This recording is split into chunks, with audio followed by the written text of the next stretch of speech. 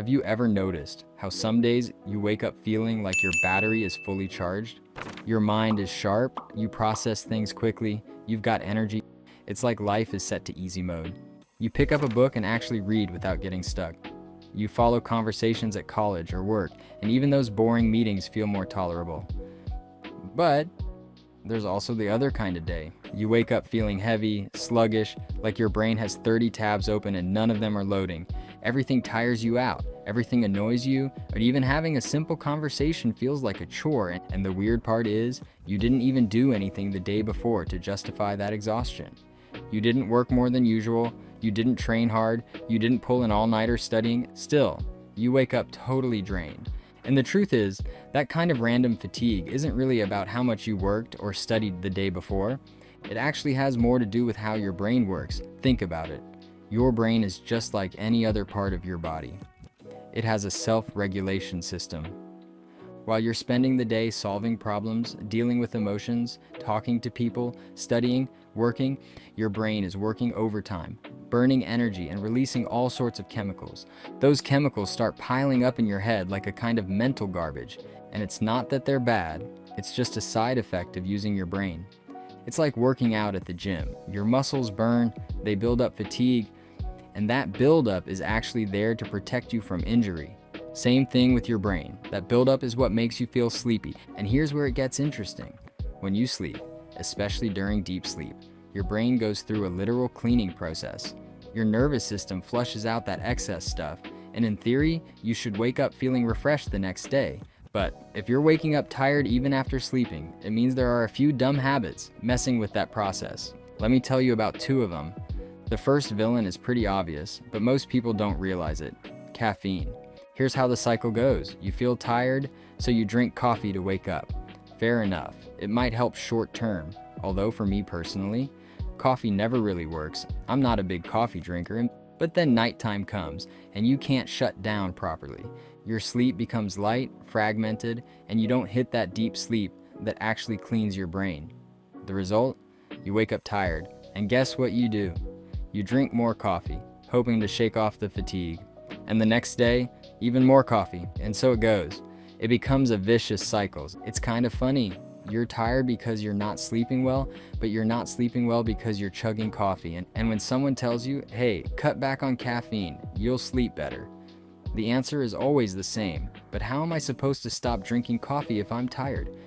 It's contradictory, I know, but that's exactly what's keeping you chronically tired. Caffeine is powerful, and if you don't respect the limit, it becomes a roadblock to rest. I get it. You love coffee and can't live without it. My girlfriend's the same way, and she had all the same symptoms. Honestly, she was straight up addicted to caffeine. You can still drink coffee, but you need to set some boundaries so it doesn't kill your energy. I'll come back to that in a second. But first, let me tell you about the second villain, because this one's even more sneaky. Overstimulation. Think about it. You wake up and immediately grab your phone. Instagram, TikTok, WhatsApp, Twitter, YouTube, news, family group chat, class group chat, and you start feeling like you're already behind, like you're constantly missing something. This creates a kind of mental obesity. Your mind feels heavy, full, but also completely unfocused. You get into a cycle that's almost obsessive. You need to check, refresh, scroll, and before you realize it, you're spending more energy trying to keep up with the world than actually living your own life. The problem is, all that overstimulation keeps your brain in a constant state of alert. It's like your emergency button is always on. And then guess what? You can't relax, you can't sleep well, you can't recharge. In the end, it's not that you're tired for no reason. Your mind is overloaded, running in the background nonstop, and it drains your energy like an open faucet. So, how do we fix this? Because, okay, now we know caffeine and digital overload are screwing with your energy. But what can you actually do to break the cycle? First, caffeine. You don't need to quit coffee forever. That's not the point. The problem is the timing and amount. If you're drinking coffee after 4 p.m., game over. It'll mess with your sleep. And the next day you'll feel wrecked. Then guess what? You drink more coffee. The cycle repeats. So the solution is simple. Keep coffee to the first half of your day. And if you miss the ritual, swap it for decaf or even a caffeine-free tea. That way, you keep the habit, but don't sabotage your sleep. Honestly, I think this is the easier part. even for hardcore coffee lovers. Now the tougher part is digital hygiene. This one's hard because we're all plugged in 24/7. You get all your news, messages, entertainment, everything from your phone. But come on, you're not gonna lose an arm if you don't check Instagram for an hour. We just act like we would. You wake up and grab your phone, spend all day jumping from notification to notification, and go to bed with your brain buzzing. It's like your brain never gets a break to just shut off. And if it doesn't shut off, it can't clean out all that mental clutter from the day. Result? You wake up wrecked. So what do? Create usage windows. Pick 3 times a day to check your socials.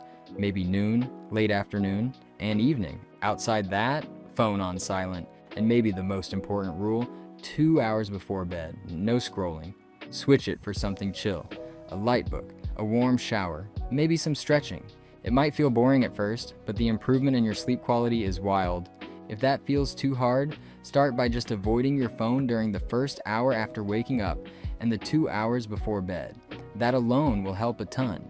And since we're talking about sleep, cover the basics. Keep your room slightly cool, pitch black, no glowing screens in your face, and try to sleep and wake up at the same time every day. Your body loves routines. Give it one, and rest becomes automatic. To wrap it up, move your body, stay hydrated, eat real food. No need to get fancy. Take a 10-minute walk after lunch, drink water throughout the day, and avoid stuffing your face with junk before bed. These simple things give your brain the signals it needs to shut down at night and reboot fresh the next day. Because in the end, exhaustion doesn't just come out of nowhere. It comes from your habits. And when you cut out those 2 energy thieves, caffeine overload and overstimulation, the game changes. You sleep better, wake up recharged, and realize that having energy every day isn't some big mystery. And remember, fixing this doesn't have to be complicated. Actually, it's kinda easy. Now hit that like button and subscribe to the channel. Put the phone down, start your nighttime routine, and go to sleep. Your brain will thank you. See you next time.